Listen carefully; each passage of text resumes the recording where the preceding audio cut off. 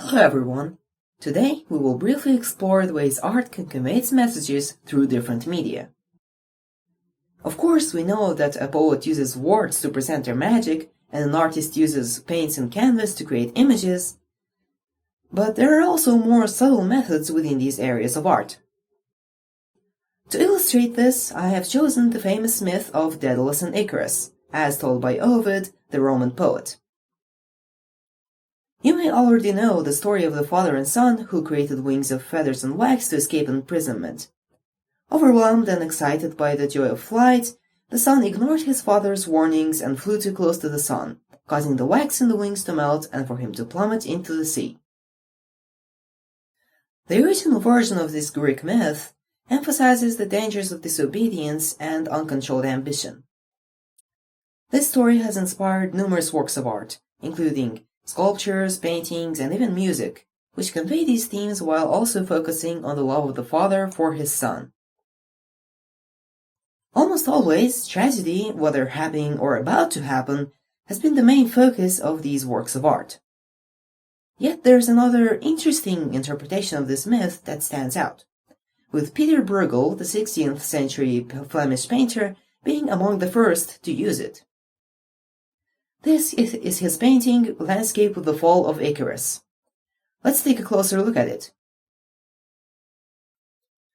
The first object that catches the viewer's eye is the figure of a plowman following his horse on freshly tilled land. We notice it first because it is the largest figure in scale, placed in the foreground and positioned near the center of the canvas. In addition to that, the red sleeve of the plowman is the brightest spot on the whole picture. Contrast, which is another means of drawing attention, is present as well. The red sleeve, the white knee, the black hair, and the background shadow create a powerful contrast spot. So, this figure dominates the picture using every single possible method of attracting focus. And there's something else that keeps our eye even longer. We feel something unusual about the posture of the plowman. It seems that he is walking graceful on his tiptoes. So we wonder, maybe the 16th century painter made a small mistake with perspective? Or did he do it on purpose to suggest lightness and ease rather than hard work? Then we move on to the second plane, or middle ground, and see another large object, the ship. It is meticulously detailed, and its sails are gloriously full of wind. The lines of the sails direct the eye out into the peaceful sea. We notice another small ship in the distance, cliffs, and a remote town. Then our eyes return back to the plowman in the center, and we notice a herd of sheep and a shepherd looking upward, gazing at the sky as if drowning in his own thoughts. If we continue examining the small details, we see a small figure of a fisherman in the right corner, his arm pointing to, wait, what's that? Tiny legs splashing in the sea? And that's when, at last, the curious viewer understands. That's the fate of the poor son, Icarus. That's what the whole picture was about, judging by its name. If we don't pay attention to the name of the painting, we may not even notice this small detail. But why did the painter choose to do this and distract us from Icarus, especially in a painting that's supposed to be about him and his epic story? Once we think more deeply about it, the answer becomes clear. Brueghel reduced the tragedy to such a small scale to show that it goes unnoticed by the world and its people, who are busy with their own daily lives. To the world, this tragic event seems almost trivial, and even the viewers of the painting, although against their will, take part in this indifference.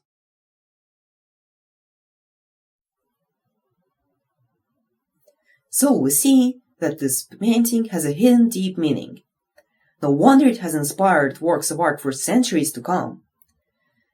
For instance, William Carlos Williams wrote a poem as a contemplation on Brueghel's painting. He even used the exact same title, Landscape with the Fall of Icarus. The poem reads, According to Brueghel, when Icarus fell it was spring. A farmer was plowing his field.